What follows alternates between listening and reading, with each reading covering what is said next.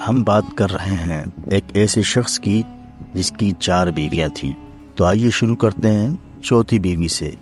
چوتھی بیوی سے وہ بہت محبت کرتا تھا اور اس کو بنانے سنوارنے میں ہر وقت لگا رہتا تھا۔ تیسری بیوی سے بھی وہ بہت محبت کرتا تھا کیونکہ وہ بہت خوبصورت تھی، جو اسے دیکھتا گرویدہ ہو جاتا، اسی لیے اس کو یہ خوف لگا رہتا تھا کہ یہ کسی اور کی نہ ہو جائے، اس لیے اسے چھپا چھپا کر رکھتا تھا۔ دوسری بیوی سے بھی اسے بہت محبت تھی، اس لیے کہ وہ اس کی ساری پریشانیوں کا حل اسے بتاتی اور ہمیشہ اس کی مدد کرتی رہتی تھی۔ مگر پہلی بیوی سے وہ محبت نہیں کرتا تھا، لیکن وہ اس سے بدستور محبت کرتی رہتی تھی۔ اب ہوا یہ کہ ایک دن وہ شخص اتنا بیمار ہوا کہ مرنے کے قریب ہو گیا۔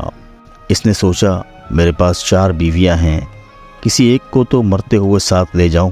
اس نے چوتھی بیوی سے کہا کہ تم میرے ساتھ چلو، میں نے تم پر اتنی توجہ دی اور اپنا مال بھی تم پر سب سے زیادہ خرچ کیا ہے۔ جواب میں اس نے صاف صاف انکار کر دیا۔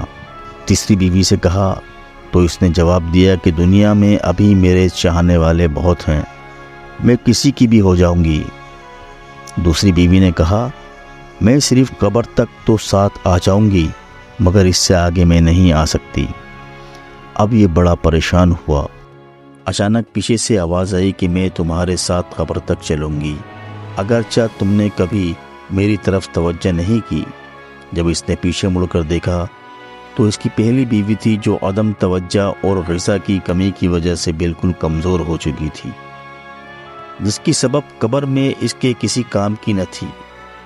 اب یہ افسوس کرتا رہا کہ میں نے سمجھنے میں غلطی کی، اگر میں اس پر توجہ دیتا تو آج یہ قبر میں میری اچھی رفیق اور ساتھی ہوتی۔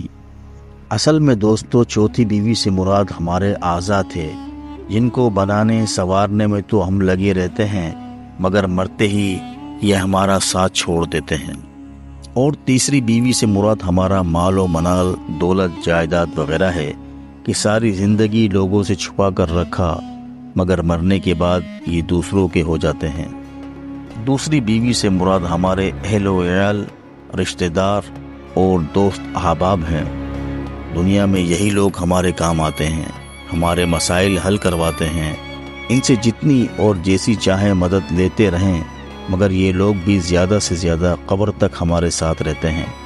اور پہلی بیوی سے یہاں مراد ہمارے اعمال ہیں، جو قبر میں ہمارے ساتھ جائیں گے، لیکن ہم نے ان کی طرف توجہ نہ دے کر قبر کے حقیقی دوست، رفیق اور ساتھی سے محروم ہو گئے۔ آئیں آج ہی اپنے اعمال کی طرف توجہ دینے کا پکا عہد کرتے ہیں۔ اللہ تعالی ہمیں اپنے عہد میں ثابت قدم رہنے کی توفیق عطا فرمائے، آمین۔